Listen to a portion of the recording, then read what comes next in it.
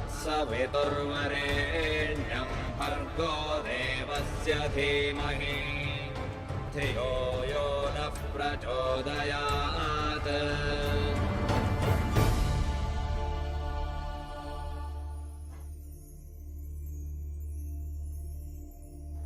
नमस्ते। साप्ताहिक कार्यक्रम वेद की शिक्षाएं में आप सब लोग के अभिवादन करत है जा।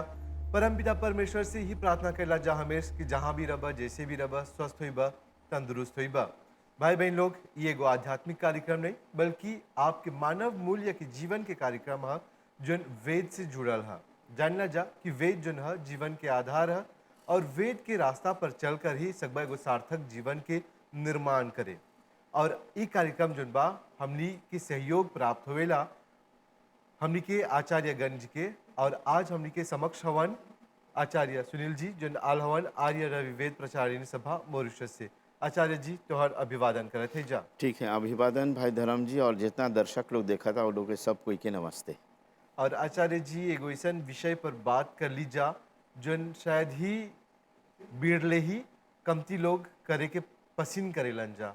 कहे कि जन्म से आदमी खुशी होला, शादी से आदमी खुशी होवेला, हौजा परी जलसा गमट होते रहेला। खाली एगो चीज ऐसन है जन ढेर कोई नहीं खुशी रहेला, वो है मृत्यु। मृत्यु के लेकर आप इतना विस्तार से हमनी के जानकारी देला, ज्ञान बांटला कि आज ढेर कोई बा जो मरे से नहीं डरियन जा। मरे के तो सब कोई के बा, आज नहीं तो कल सब कोई के जाए के बा। और हमने बात कर ली जा अंतिम संस्कार अंत्येष्टि क्रिया कर्म पर भी बात कर ली जा। और गैल बार जो छोटा कुन टुकड़ा रह रहल ओके जारी रखब जा। और ऊ रहल कि अर्थी सजावल जाला लकड़ी के साथ। और बोलने रहला कि ढेर कोई आसानी खातिर सुविधा खातिर कागजू डाल देवेलन जा, जिनकी बहुत गलत बात है। कोनो भी शास्त्र में कागजू के बात नहीं करल गल बा। बात करल गल बा कि जितना हमनी के शरीर के वजन है उतना घीव से चला हमनी के जड़ाई के और चहला ओकर में धूप जोन रहा लागेजिन इत्यादि के बात कर ले रहा। पर आज बात करब जा कि समय के चलते दिखत है जा कि आजकल लकड़ी बहुत कमती हो गल बा और एक प्रकार से पर्यावरण के भी नाश करके हमनी लकड़ी काटिला जा। और आजकल एगो नवा प्रणाली शुरू होल बा कि बिरले ही आगे से रहल लेकिन आज ज़्यादा विख्यात हो गल बा। ऊ है एगो क्रीमाटोरियम, जेके आम भाषा में जो है हमने बोला जा कि क्रीमेशन विल बी, यानी कि जब क्रीमेशन हुई तो ऐसा एगो उपकरण बनावल गल है जन में व्यक्ति के डाल के ओके जरावल जाला। तो ओकर पर ज़्यादा हमके जानकारी देबा आज। ठीक है भाई धर्म जी, देखिए जैसे गत बार बोली सा कि जोन मृत शरीर है ओकरा संस्कार करल जाला, मतलब कि आर्य परंपरा के अनुसार या हिंदू परंपरा ओकरा अंतिम संस्कार बोलब सन। और ओकर में अंतिम संस्कार जब बोलब सन तो ओकर में मंत्र सब चलावेला। तो स्थिति ई है कि पर्यावरण के दृष्टि से जब देखब सन लॉन्विरोनमेंट के दृष्टि से, तो जब एगो छोटा देश में है सा और बहुत कम जोन बा वन स्थल जोन है कम बा। और हमनी के ई जोर देवत है जा कि चाहेला हर एगो स्थान पर वृक्ष के रोपे के जब में पर्यावरण के संतुलन बनल रहे। जैसे कि अगते समय में एगो व्यक्ति जब एगो आम के गाछी रोपलक ओकर मरे से पहले बोल देवे कि जो आम के गाछा हम रोपला है चाहेला हवे लकड़िया सम के जराई के। हाँ, हयो भी अच्छा बा, मैं चाहेला ओकरा बोई के। पसी हर एगो व्यक्ति के ओकर उत्तरदायित्व है कि कम से कम एगो गाछी तो अपन जीवन में बोई, तो ऊ चीज़वा ओकर परिणाम आगे चल करके बड़ा ही सुंदर बन जाला। तो अभी के समय में जब हमने देखा था ऐसा कि जोन जराई की स्थिति है, ई एगो ऐसा एगो उपकरण तैयार होल है आगे चल करके। और ई उपकरणवा पहला विदेश से निकलल। अच्छा, विदेश में? यानी कि बोले खोजत हुआ कि हई विधि जो हमनी करीला जा अंतिम संस्कार जेके बोला जा अर्थी उठेला, विदेश में भी होवेला? हाँ, विदेश में भी एकरा जोन अंतिम संस्कार है करीला सन। यदि हवजा गो पुरोहित रही जोन आर्य परंपरा या तोहर हिंदू परंपरा के अनुसार कार्य कर दे तो सब होई। लेकिन मुख्य लक्ष्य ई है कि चाहेला शरीरवा के ओकरा भस्म कराई के, भस्मांतम शरीरम, ई वाक्य यजुर्वेद के 40वां अध्याय अंतिम अध्याय में एक और विधान करल गल बा कि जो मृत शरीर है ओकरा चला भस्म कर दे के। अब भस्म करे के ओकर विधि विधान अभी ताले बतावब मैं। स्थिति ई है कि जौन विदेश में है ओकरा एगो खेमाटोरियम बोला सन, ओकरा एगो स्थान एगो जगह है और बड़ा साफ सुथरा जगह है। ओकर में पार्थिव शरीर के ले जाइबा, वेरी हाइजीनिक भी मानल हाँ जाला हो जाता बहुत है। हाइजेनिक है और उ चीजवा जगह जगह मॉरिशस में भी बन गल बा। और मानिए जाए कि लकड़ी नहीं मिलल त तोहर हाउ देजम ऑप्शन है कि क्रेमाटोरियम में जब जाइबा त शरीर के हौजो बराबर रखबा, जैसे वो चिता में रखेला तो हौजा लकड़ी नहीं रही, चितावा में तोहर कार्य करबा और जितना आहुति तोहरा बा दे के, मतलब कि जौन 121 गो आहुति बा जौन दे के ओकर एगो कुंड रखाल रही, शरीर के पूजे कर देबा। एगो दादी जाके एगो बेटों समान हाँ है एगो लोग से हाँ एगो समाधि लिखन है ओकर ऊपरे पूजे कर देबा। अर्थात एगो ओकरा मतलब कि एगो मतलब कि चैत्य स्थान बोला सन ओकरा, ओकर शरीरवा पूजे कर देबा और बराबर ओकर सिर उसने ही परंपरा से देवल गलबा कि लेनो देने रही। अब जब सिरवा जहाँ पर ही रखा दिल बा शरीरवा के आन के जब ओकरा पूजे कर देबा त एगो हवन कुंड भी चारों बगल है, त कुछ आहुति हवन कुंड में भी दे के है और कुछ आहुति ओकर शरीर में भी। अर्थात घी के जो आहुति जाए त आ पाछी ओकर शरीर में भी जाए, आ पाछी अग्नि के भी जाए। शरीर माने कि बोलत हुआ कि जैसे चम्मच लेके हाँ। जन व्यक्तिवा के ओकर शरीर में जो हाँ। वस्त्र धारण करे बा हाँ चला उ में मतलब लगाई कि के। हाँ ओकर हर एगो अंग में घीवा दल्ले जाइबा और मैम तो वही समय बा अग्नि के बराबर प्रज्वलित रही ओकर में डाले के। पर आचार्य जी शरीर में वो घी लगाए के कौन महत्व बाते? त जब शरीर में जितना ओकर रोग है जोन चीज है त घी में उसन ताकत है कि हव चीजवा के मानिए जाए कि जोन विरिस है या जोन ओकर में दोष बा शरीरवा में उ दोषवा उ घीवा के सहित ओकरा नाश कर दे। उ खातिर लकड़ी में भी दलबा त छाना घी डाले के और जब शरीरवा के हवजा जब संस्कार करत हो तो उ संस्कारवा ओकरा हव चैत्यवा में पूजे करके तब ओकर ऊपरे घीवा दले जाइबा आराम में तो अग्नि में भी दलबा। तो जैसे जोन विधि हमने एगो चिता में करीलासन, एगो चिता में कईलासन और उसने ही क्रेमाटोरियम में भी होला, ओकर चैत्य में पूजे कर देला। अब जा लकड़ी नहीं रही मैं बेतों के बनावल है और ओकरा पूजे कर देला, बराबर आई ओकर जल सिंचन होई चारों बगल और बराबर अग्नि के आधान होई ओकर में अग्नि प्रवेश करावल जाए, आहुति देवल जाए जितना चाहना दे के और शरीर में भी ओकर आहुति है। और जैसे ये समाप्त हो जाए तो वो पार्थिव शरीर के लेके ओकर जोन कर्मचारी लोग है ओकरा क्रेमाटोरियमवा के अंदर डाल दे और हौजा मना है ओकर में भीतर नहीं सकबा ढुके। उ जब बंद कर देलक तो उ समझ ल उला पागीवा में चल गल और समझ ल कुमाजिया 1 घंटा 2 घंटा 3 घंटा उ राख हो जाए।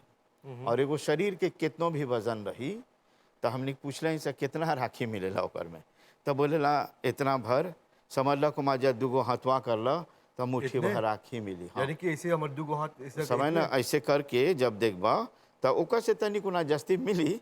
मैं समझ ल कुमाजिया हमनी सोचिलासन कि बहुत राखी है नहीं एगो आचार्य शरीर जी के जोन अभी अंश देखा इतना बड़ा बड़ा इंसान बा, घमंड रहेला सुंदरता पर, पावर पर, पैसा पर, जायदाद पर अंत में इतने ही। हाँ राखी जोन है तोहर पंच तत्व जोन शरीर है बहुत चीज ओकर पानी में विलीन हो जाला, अग्नि में विलीन हो जाला। में जोन मिट्टी वाला तत्व है वो ज़्यादा नहीं है, सो ये 5 गो तत्व है ना, 5 गो तत्व अपन अपन तत्व में विलीन हो जाता। पर ऐसे देखा आकाश जाता आकाश बोलब में जा मिल कि जाला। ढेर बा हमने के हाँ संगे, लेकिन जब बोलत हो इतने मिलेला था। हाँ, तो जैसे ह आकाश होला तत्व आकाश में मिल जाला। अ, ओकर में वायु वाला तत्व ह, वायु में चल जाला। और अग्नि होला तत्व अग्नि में मिल जाला। और जल होला तत्व जल में विलीन हो जाला। और मिट्टी वाला तत्व राख बन करके कुछ ढेर राख रही, ओकर से ज़्यादा नहीं रही। तो वही से बोला जा कि नहीं हाँ घमंड करे के त काहे नहीं राखी बन जेबा तो इतने कुन हाँ, राखी मिली। और रखीवे जोन ह उस शरीर के अंतिम यात्रा ह। मतलब कि जहाँ से जोन चीज आल रहल और जे वो विदा कर अपन देला। अपन पहुँच जाला। तो इस स्थितिवा में देखब सन कि अब मोगिस में भी, हमनी के देश में भी क्रेमाटोरियम चारों बगल ह और बहुत इजिनिक ह। हाँ और ओकर में काओचू नहीं ह। हाँ हाँ हाँ, और ये उतना चीजवा ही से वो भस्म हो जाला। तनाव भी नहीं रहेला कि जाके लकड़हाड़ा के खोजबा हाँ इधर उधर परेला घूमे के इस पार हाँ जाके आदमी सा सरियाई के हाँ कुछ लोग नहीं जाना जा सरियाई ऐसे ही लकड़ी के ढेर डाल देना से ये सब प्रकार की समस्या से बचे के ये अच्छा। पर आचार्य जी आगे बढ़े से पहले तौर से एगो सवाल पूछती हमने के दर्शक लोग हमने से सवाल पूछ लेवन जा। ढेर कोई जब मर्दी में जालन जा त आचार्यगण या पंडित जी से पूछेलन जा काजनी वैदिक में हा कि नहीं हा। पर वो लोग पूछ लेवन जा कि जैसे पंडित जी इसकी पचका में मरल बा, ये पचका कौन ची है? नहीं देखा, पचका उ एगो समझिए कि एगो पौराणिक विषय है। मैं वैदिक में कहूँ परी पचका नहीं है। पचका के ओकर ओकर विधि नहीं है।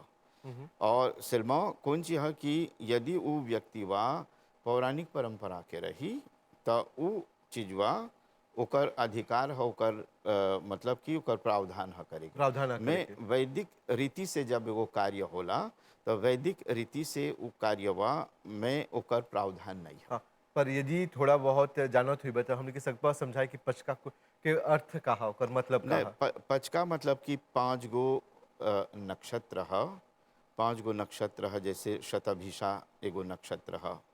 तो यदि नक्षत्रवा में 5 गो नक्षत्र क्रम से आवेला, यदि ऊ में कोई के मृत्यु हो जाए तो ओकरा पंचक बोला सन। मतलब कि भाषा उस में समय पर जोन मरल बा। पंचक पंचक मतलब कि 5 गो नक्षत्रवा में यदि ओकर मृत्यु होई तो ओकरा पचका। पच मतलब कि 5 और 5 गो नक्षत्रवा यदि आई तो। लेकिन वैदिक धर्म में जब एगो कार्य करला तो ओकर हाउ सिस्टमवा नहीं होला। हाँ ओकर हमनी के जोन वैदिक सिस्टम है, मतलब कि वैदिक पद्धति में 3 दिन के ओकर शांति यज होला। जी और पुनः जोन 10 दिन के परंपरागत ये परंपरा से कार्य होला। अब मानिए जाए कि एगो व्यक्ति 21 दिन करी खोजे के एक दिन में समाप्त कर देलक, ओकरा कोनो अथी नहीं बा, कोनो सलमा ओकरा चाहेला अंतिम संस्कार करके जहाँ से अर्थी निकलल बा हौजा चाहेला यज करे के। जज करे के। हाँ और आचार्य जी और एक आध गो सवाल बात पूछ ले थे जाकानी विषय के बाहर हुई कि का माफ करिए। पर ढेर कोई बोला कि जब मृत्यु हो जाला, जब 3 दिन के काम हो जाला तब सेनी में आटा चाल के दलबा तब देखबा कि कौन जन्म ले लेबा वो आत्मा कहाँ पड़ी गल बा, चिराई की गोर देखबा या कुछो ई मिथिया तो है। पर आप इस सब पर मानेला? नहीं नहीं हम हाँ, ये सब मैं समझलक मजे एगो व्यक्ति एगो समय में ऐसे व्यक्ति लोग बोला तलन जा। मैं वैज्ञानिक दृष्टि से जब देखबा तो स्थिति अलग स्थिति है। हमनी कर्म पर विश्वास कईला सन कर्म पर। और भगवान के भी एगो व्यवस्था है। भगवान के जोन व्यवस्था है ओकरा आज ले हमनी निमन से समझ लिया नहीं सन समझ नहीं, रही जा। बस कि ओकरा समझे खातिर हमनी के पड़ेला ओकर लिखन बने के। और आचार्य जी ई भी बोलन जा कि जब तक 10 दिन के कार्य नहीं हुएला ओकर हवन यज्ञ नहीं हुएला तब वो आत्मा नहीं जाला, 10 दिन के बाद आत्मा उड़ के चल जाला। कहाँ तक सहमत हुआ? नहीं देखा, जोन कार्य जैसे एगो व्यक्ति की आत्मा निकल गल तो शास्त्र ही बोलेला कि उ आत्मा परमात्मा के व्यवस्था में हो गल। और जोन चीज़ परमात्मा के व्यवस्था बा उ परमात्मा ही जानी। और कब ओकर फिर से जन्म दे उ परमात्मा के अधिकार में है, हमनी के अधिकार में नहीं है। और एगो साधारण मनुष्य उ नहीं सकी जाने कि आत्मा कहाँ बा कहाँ नहीं बा। हमनी के जोन कर्तव्य बनेला बहुत सारे पारिवारिक कर्तव्य है, सामाजिक कर्तव्य है। और राष्ट्र के भी प्रति कर्तव्य है जो अंतिम संस्कार है। हमनी ऋणी हो जाइला सन उस शरीर के प्रति, त हमनी के एगो पारिवारिक कर्तव्य बनेला ओकरा जाके शरीरवा के अंतिम संस्कार करेगी। त कर्तव्य के रूप में जब आइला सन घरे अंतिम संस्कार करके तो यज होला। यज काहे होला? ताकि जौन तोहर घर है वो पुनः पवित्र हो जाए, और जितना कोई शोक में मग्न बा, शोक एक कुछ में नहीं जाला, ओकरा निकाले खातिर कली बहुत कली जाला। धीरे धीरे, और शोक निकलेला सबसे बढ़िया ओकर साधन है यज्ञ और धार्मिक अनुष्ठान और ओकर प्रवचन। एगो व्यक्ति के निमन से नहीं समझैला और उ निमन से नहीं समझक त उ समझ कि उ ओकर स्थिति ऐसे बा कि उ एगो शोक और मोह में जी में हाउ समयवा ओकर मोह के तोड़े के चाहेला। जैसे कि श्री कृष्ण जी महाराज युद्ध भूमि में केकर मोह तोड़ ले रहल? अर्जुन के। अर्जुन समझे नहीं खोजता कि जीवन मरण के रहस्य कोची है। वो सोचता कि जितना कोई बा ई लोगे सब कुछ है, और एगो मोह हो जाला, और मोह के कारण से अपन कर्तव्य नहीं करेला। तो उ मोहवा के समाप्त करेला सब जे ओकर गुरु, मतलब कि श्री कृष्ण जी महाराज। त एगो पुरोहित एगो आचार्य जाला त व्यक्ति के जो मोह है ओकरा चाहना समाप्त करेगे, निकाली के, और उ मोहवा कैसे निकाली, उ दुखवा कैसे मतलब कि ओकरा हटाए, यजवा के माध्यम से यज करके, और यज के माध्यम से ओकरा चाहेला व्यक्ति के सांत्वना देगी। जानेला सांत्वना में कितना जोर है, कितना बल है। एगो व्यक्ति एगो दुखी आदमी के ओकरा सांत्वना नहीं दिलक तो समझला वो कृतज्ञ व्यक्ति है। ई खातिर हमनी जाइला सन एगो प्रेजेंस दे, हमनी के प्रेजेंस एगो सांत्वना है। हमनी के उपस्थिति उस स्थितिवा में एगो सांत्वना बन जाला ए दुख के समय। वो खातिर दूर दूर से व्यक्ति केकरा देखे आवेला, एक तो जौन पार्थिव शरीर के एगो दर्शन है, और साथ साथ परिवार के ओकर सांत्वना दे खातिर आवेलन जा। और कोई दुख में सम्मिलित होला तो कुछ आर्थिक सहायता भी देवेलन जा जी। इता और हम तो ई बोलब कि जहाँ जहाँ मृत्यु होई तब व्यक्ति खाली हाथ नहीं जाना जाए। पर ई भी मांग करब जा चारी दिखिला जा कि लोग बा महंगा महंगा के बुके जुन बा वो लोग किन कान के चढ़ावेलन जा वो पार्थिव शरीर लगे। पर उ जन बुके बा जब अंतिम संस्कार करे जाला हो जाए स्मशान भूमि में तो कोना में रखा जाला, काहे कि ओकर से नहीं जैसे लकड़ी में सकबा जरा दे ओकरा फुलवा, पर हौजा परी जन खेमातुआ बोलत हुआ हौजा परी ने से कब्जा जराई। पर हाउ जगह पर जन बुके की न थे जा होवे पैसवा लेके यदि व्यक्तिवा के दे देव जा तो बस की मृत्यु ऐसा एगो चीज है जकर कोनो समय नहीं है, और उस समय व्यक्ति कौन स्थिति में बा नहीं से कब्जा जाने। पर हवे जगह पर यदि से कब्जा वो आर्थिक मदद दे दी तब बहुत अच्छा रहा। तो बहुत अच्छा बोला भाई धर्म जी कि हई एगो सामाजिक समस्या है। आज भी हमने जितना कोई जाइला सन एगो व्यक्ति दुखी बा हो जा एगो मृत्यु हो गल बा, याद रखिया कि मृत्यु के समय जोन बा व्यक्ति लागे सकेला उस समयवा में बहुत ओकर आर्थिक तंगी हो जाए, मतलब कि आर्थिक दृष्टि से वो कमजोर प्रिपेयर्ड नहीं रहेला। बस कि एगो व्यक्ति कब कोई के मृत्यु हो जाए कोई नहीं जानेला। और जब दूर से एगो व्यक्ति आवेला तो ओकरा एगो लॉन्वलॉप में या ओकर हाथ में एगो पैसा दे देला तो हौ पैसवा वो भी एगो सांत्वना के एगो अंश है।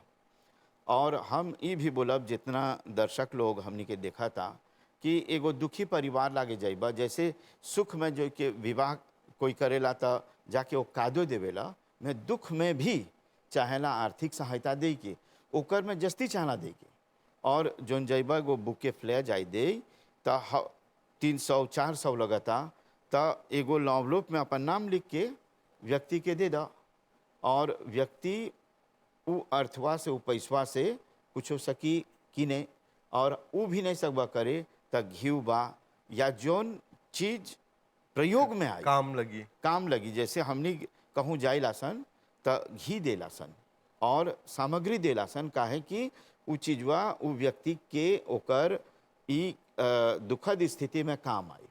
और जे देखत हुआ कि नहीं तोरा संप्रल खरीदे के घी या अन्य जोन सामग्री बा तो ओकरा 200 देला एगो व्यक्ति के, 300 देला, 500 देला, तो जितना तोहर शक्ति बा तोहर क्षमता के अनुसार जब ओकरा देब त तोहर लागे एगो विकट परिस्थिति में भी कौन चीज हो जाए कि व्यक्ति के अपन प्रेजेंस भी देला, तोहर दिल से सांत्वना भी देला और आर्थिक दृष्टि से समझ ला उ परिवार के मदद भी और करला। संगे संगे वो करनी कमाई करत हुआ कि तोहर घर में एगो विकट पड़ गल, तो वो व्यक्ति जब आए तब बोली हाँ हमारे लगे आ रहल त हमके दिले रहल त हम भी ओकर मदद करब। हाँ। यानी कि जो हाथ से दिले रहला वो हाथ से तोरा वापस मिलेला भी। मिलेला। एगो व्यक्ति के आज तू देवत हुआ, काल उ व्यक्तिवा जनलक कि हमरा इतना सहायता कर लेबा, जब ओकर बजी ऐसा एगो परिस्थिति आई उ लौट उ के भी आवेला। हाथ खोल के ओकरा उ दनवा दे। आज यदि 500 देले हुआ तो उ व्यक्तिवा सकी तोरा 1000 रुपया घुमा दे। तो कौन चीज है कि इस स्थितिवा में लेन देन के जोन परंपरा है, दान के जोन परंपरा है, उ लौट के हमनी के आवेला। वेद में और अन्य शास्त्र में बहुत जोर देवल गल बा। और दान के बोलीला सन यज के वो हिस्सा है। यज के अर्थ ही है देव पूजा, दान देना। और संगतिकरण।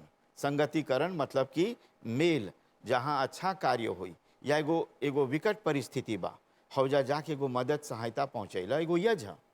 एगो आदमी के एगो सहायता पहुँचावत हुआ आर्थिक दृष्टि से, या कोनो कार्य नहीं सकता व्यक्ति करे, तू जाके तनी मदद कर देला, ये भी एगो यज है।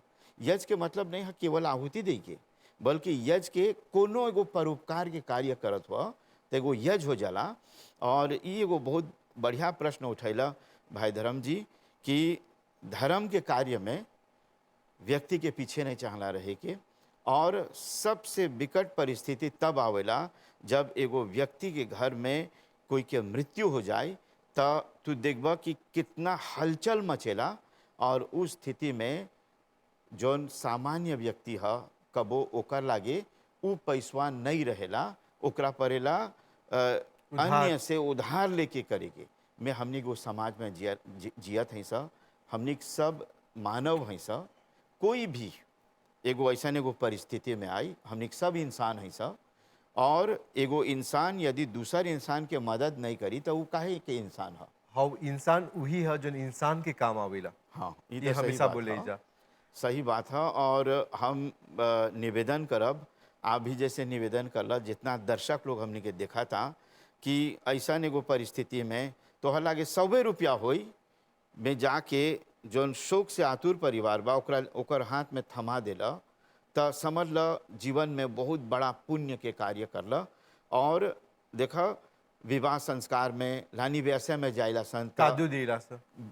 ओकर जब जन्मदिन मनावत है सा त कादो बड़ा बड़ा कादो देला सन, त एगो व्यक्ति ओकर मृत्यु हो गल बा और परिवार दुखी बा, शोक से आतुर बा, तो यदि हमने थोड़ा सा कुछ में कुछ मदद कर देव सन, देखिया कि एगो बासें भरेला बूंद बूंद से भरियो में सब कोई के अपन बूंद अच्छा से योगदान दे, ओकर कॉन्ट्रीब्यूशन करी, तो उ जोन बासेवा बा भर जाई।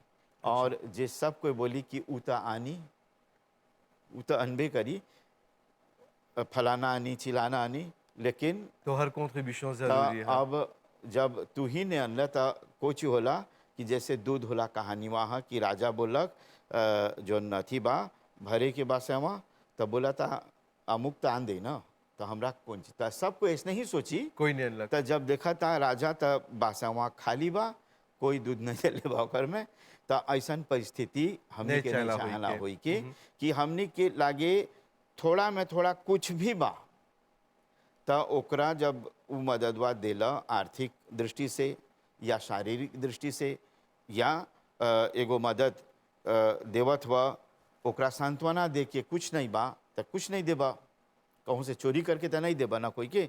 मैं तोहर लागे जोन चीज बा आज थोड़ा में थोड़ा देला, तब भगवान ओकरा लौटावेला एगो पुण्य के बदले में, वापस लौट के आवी। तू आज एगो चीज में एगो परोपकार के कार्य कर देला, तो काल तोहरे महसूस होई कि ई परोपकार के फल कब एगो परोपकार कर ले रही, अच्छा कर्म कर ले रही कि आज लौट के चल बाते। और आचार्य जी चला अंत तक चला ले जा कार्यक्रम के। एक गो हमने के एगो रेस्ट्रें बा कि हमनी के समय निकल जाला जल्दी जब तू आवेला था तो तोर से पूछब कि अंत में क्रेमातुआ के बारे में कौन मिसाज देबा कौन संदेश देबा हमनी के दर्शक लोग के। देखा है जोन क्रेमाटोरियम है जकरा सिनेगातिया बोला सन ये कोनो गलत चीज़ नहीं है। मैं एगो ऑप्शन देवल गल बा एगो व्यक्ति लकड़ी में भी ओकर इच्छा रही तो लकड़ी में भी अपन बराबर उद्देश्य यही है कि चाहे जल के राख उद्देश्य होई के। चाहेला जल के ओकरा राख हो जाए के भस्मांतम शरीरम। और इस स्थितिवा देखबा कि भारत देश जोन है वो परंपरा के देश है उजा परी बहुत से ऐसे स्थान बा जहाँ पर परंपरा से होला और कई स्थान में भी क्रेमाटोरियम हो गल बा। और विदेश में जब देखबा लॉन्गलेटिया में पहला ला जिजवित श्वसन कातोज में एगो सोसाइटी बनल हल क्रीमेशन सोसाइटी ऑफ इंग्लैंड जिजवित श्वसन कातोज में हई चीजवा कुमां से हो गल। अब लामेरिक भी इस चीजवा के आदोप्ते करलक कि क्रेमाटोरियम चाहना डाले के पास की बहुत जगह गाड़ी में लग जाता गाड़ी के। और ओकर में से जिसने जेरोदे में parliament of England cremation act मतलब कि जलाई के एगो एक्ट निकलक और हौजा अभी भी ले होला एगो शरीर ओकरा बाद अथी करे के तो हौ मतलब कि क्रेमाटोरियमवा तोहर खातिर हाजिर रही। और अब बोलबा कि कोनो अंग्ले ऐसे होल बा कि अपन आप के भस्म करैले बा ओकर मृत्यु के बाद बहुत एगो बड़ा फिलोसोफर होल ओकर नाम है हर्बर्ट स्पेंसर। एगो फिलोसोफर रहल एंथ्रोपोलॉजिस्ट सोशियोलॉजिस्ट और समझलक मजे बहुत बड़ा विद्वान। जब उ सब ये चीज़ें करलक अपन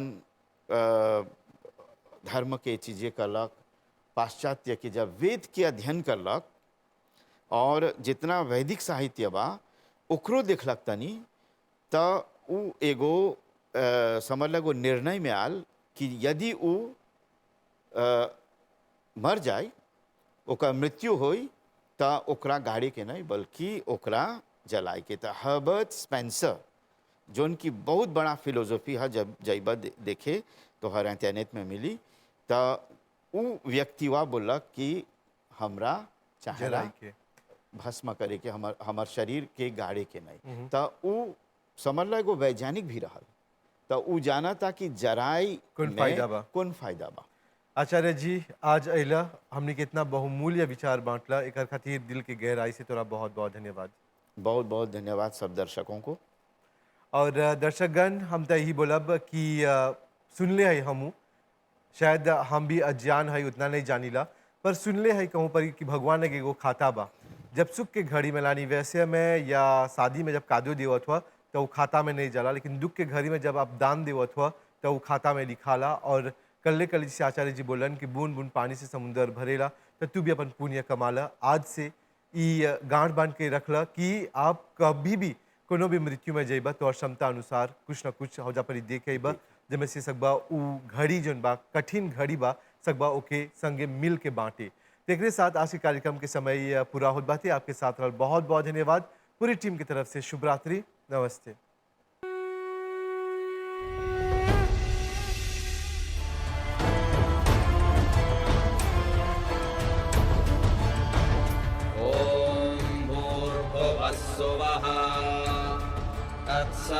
तत्सवितुर्वरेण्यं भर्गो देवस्य धीमहि धियो यो नः प्रचोदयात्।